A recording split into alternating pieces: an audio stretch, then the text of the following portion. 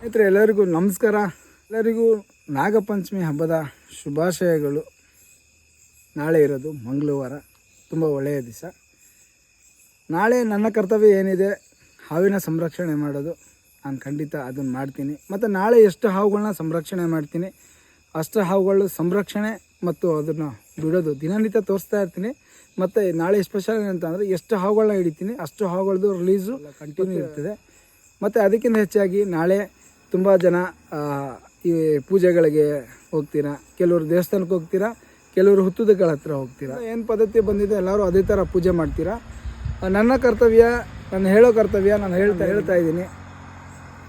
ಆದಷ್ಟು ದೇವಸ್ಥಾನಗಳಿಗೆ ಹೋಗಿ, ಹುತ್ತ ಇದ್ದರೆ ಮನೆ ಹತ್ರ ಹುತ್ತಕ್ಕೆ ಪೂಜೆಗೆ ಹೋಗೋದಾದರೆ ಹಾಲು ಮೊಸರು ಈ ಏನು ಅರ್ಶಿನ ಸ್ವಲ್ಪ ಆದಷ್ಟು ಹುತ್ತದಿಂದ ಪಕ್ಕದಲ್ಲಿ ಹಾಕಿದ್ರೂ ನಡೀತದೆ. ಅಲ್ಲಿ ಒಳಗೆ ಹಾಕ್ಬೇಕಂತ ಏನಿಲ್ಲ, ಹಾಕಿದ್ರೂ ನಡೀತದೆ. ಪೂಜೆ ಮಾಡಿಕೊಂಡು ಅಲ್ಲಿರೋವಂಥ ಹಾವು ಆಗಲಿ ಇಲ್ಲ ಹುತ್ತ ಆಗಲಿ ಅದನ್ನು ನೀವು ಉಳಿಸ್ಬೇಕು. ಯಾಕಂದರೆ ಪ್ರತಿ ವರ್ಷ ನಮಗೆ ಹುತ್ತ ಬೇಕೇ ಬೇಕಲ್ವಾ.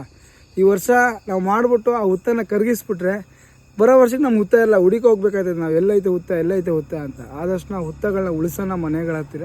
ನಾನು ಯಾವಾಗಲೂ ಪ್ರತಿ ವರ್ಷವೂ ಹೇಳ್ತಾ ಇರ್ತೀನಿ. ಸರಿ, ಮತ್ತು ಸ್ನೇಹಿತರೆ ಆದಷ್ಟು ದೇವಸ್ಥಾನ, ನಾಗಮ್ಮನ ದೇವಸ್ಥಾನ ಬೇಜಾನಿದೆ, ಆದಷ್ಟು ದೇವಸ್ಥಾನಗಳಿಗೆ ಹೋಗಿ ಅಂತ ಹೇಳ್ತಾ ಎಲ್ಲರಿಗೂ ಒಳ್ಳೆಯದಾಗಲಿ.